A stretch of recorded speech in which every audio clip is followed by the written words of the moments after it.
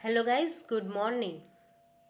નાણાકીય પત્રકોના અર્થ અને નાણાકીય પત્રકોનું વિશ્લેષણ શા માટે જરૂરી છે તેની ચર્ચા આપણે લોકોએ લાસ્ટ લેક્ચરની અંદર કરી હતી. ધંધાકીય અને બિનધંધાકીય એકમો દ્વારા પોતાના હિસાબો રાખવામાં આવતા હોય છે અને આ હિસાબો રાખવા અંગે હિસાબી પદ્ધતિના નિયમો, સિદ્ધાંતો, પ્રણાલિકાઓ અને ધારણાઓને ધ્યાનમાં લેવામાં આવે છે.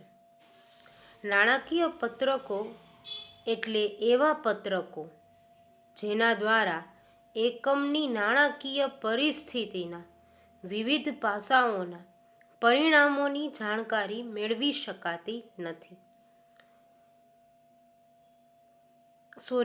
શકાય છે. તો નાણાકીય પત્રકો ધંધાકીય એકમની વિગતવાર નાણાકીય પરિસ્થિતિ દર્શાવતો વ્યવસ્થિત રીતે તૈયાર થયેલ અહેવાલ છે.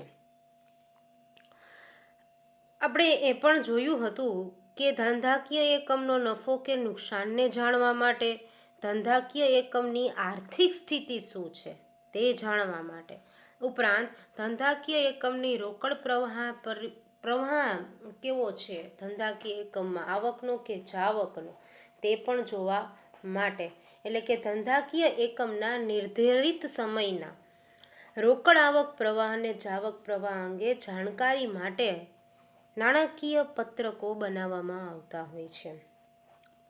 આજે ખાસ કરીને એ બી આપણે જોયું હતું કે નાણાકીય પત્રકોમાં દર્શાવેલ માહિતી ધંધાકીય એકમ સાથે વર્તમાનમાં સંકળાયેલ અને ભવિષ્યમાં જોડાવા માંગતા તમામ પક્ષકારો માટે ઉપયોગી છે. સંચાલકો, વર્તમાન અને ભાવિ રોકાણકારો, ધિરાણ પૂરું પાડનારાઓ, ટૂંકા ગાળાના લેણદારો, કર્મચારીઓ, ગ્રાહકો, સરકારો અને જુદી જુદી એજન્સીઓની જુદા જુદા પ્રકારની માહિતીની જરૂરિયાત સંતોષવા માટે નાણાકીય પત્રકોનો ઉપયોગ કરવામાં આવે છે. અને આ પક્ષકારો માટે નાણાકીય પત્રકો મહત્વ ધરાવે છે. પણ આ નાણાકીય પત્રકોનું વિશ્લેષણ તેના મહત્વની ગતિને વધારે છે. તેથી આજે આપણે આજના વિડીયોમાં શીખશું નાણાકીય પત્રકના વિશ્લેષણનો અર્થ. નાણાકીય પત્રકો તૈયાર કરવાના હેતુઓ પૂર્વ નિર્ધારિત છે. હવે નાણાકીય પત્રકો શા માટે બનાવવામાં આવે છે ને એ હેતુ તો નક્કી જ છે, કારણ કે નફો જાણવા અને આર્થિક પરિસ્થિતિ જાણવા. હવે નાણાકીય પત્રકો એ માહિતી અને પરિણામોને રજૂ કરે છે. પણ નાણાકીય પત્રકો તૈયાર થયા બાદ તેમને પુનઃ ગોઠવણી કરીને તેમની તુલના થઈ શકે તે સ્વરૂપે તૈયાર કરવામાં આવે છે. મતલબ કે વિશ્લેષણનો મતલબ એ થયો કે એકચ્યુઅલી એને એવી રીતે રેડી કરવામાં આવે કે જેથી કરીને તેનામાં આપણે તફાવતને જોઈ શકીએ.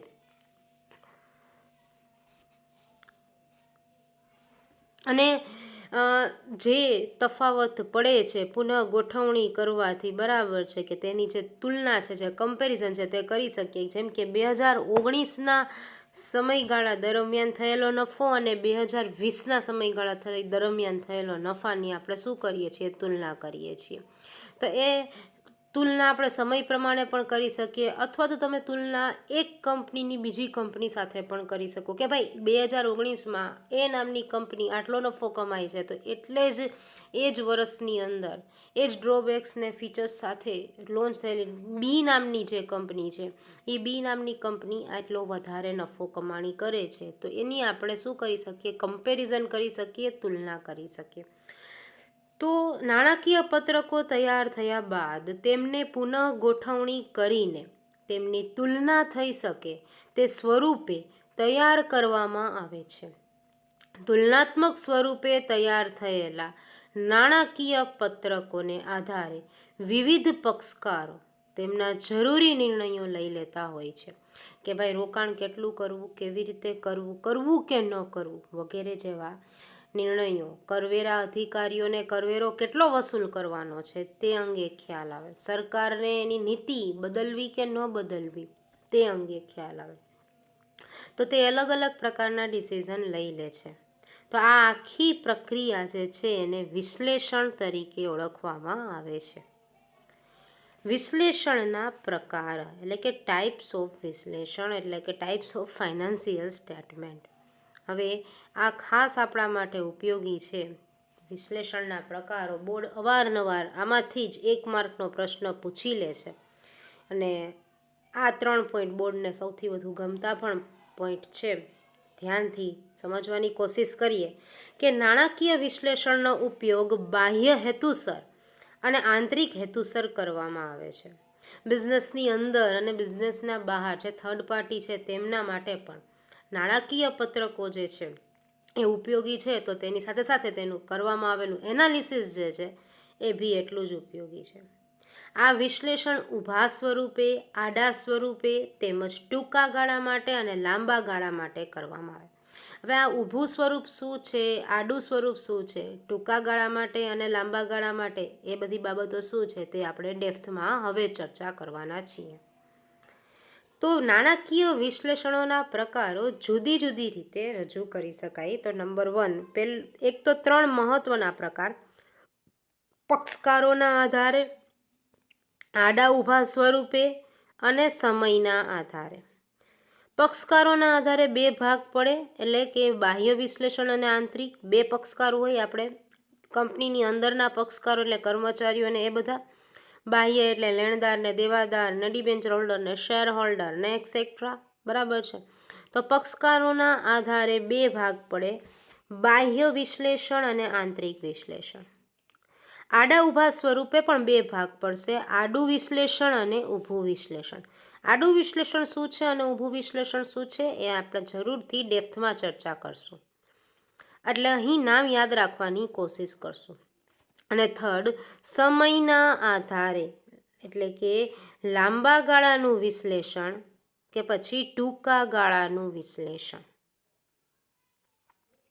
સૌથી પહેલા આજે આપણે જોશું પક્ષકારોના આધારે, એટલે on the basis of stack holder.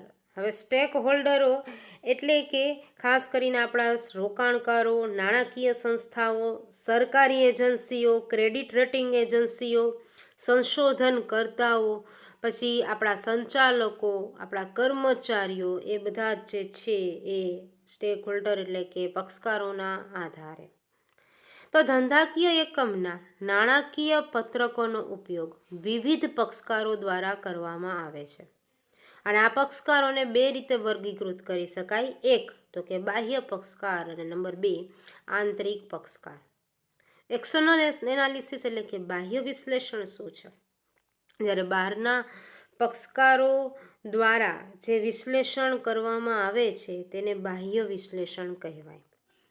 કે જ્યારે બાહ્ય પક્ષકારો જેવા કે સંભવિત રોકાણકારો એટલે ફ્યુચરમાં બનવાના છે તે ઇન્વેસ્ટર્સ, નાણાકીય સંસ્થાઓ, સરકારી એજન્સીઓ, ક્રેડિટ રેટિંગ એજન્સીઓ, સંશોધનકર્તાઓ વગેરે દ્વારા ધંધાકીય એકમના પ્રકાશિત હિસાબો જેવા કે આવકનું પત્રક, પાકું સરવૈયું, ઓડિટર કે ડિરેક્ટરનો અહેવાલ વગેરેનું વિશ્લેષણ કરીને પોતાના રોકાણ અંગેના તેમજ અન્ય નિર્ણયો લેવામાં આવે તો આ પ્રકારના વિશ્લેષણને બાહ્ય વિશ્લેષણ કહે છે.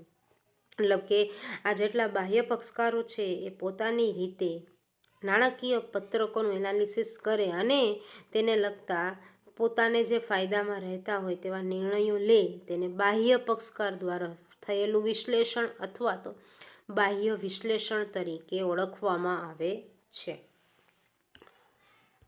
આગળ વધીએ આંતરિક વિશ્લેષણ.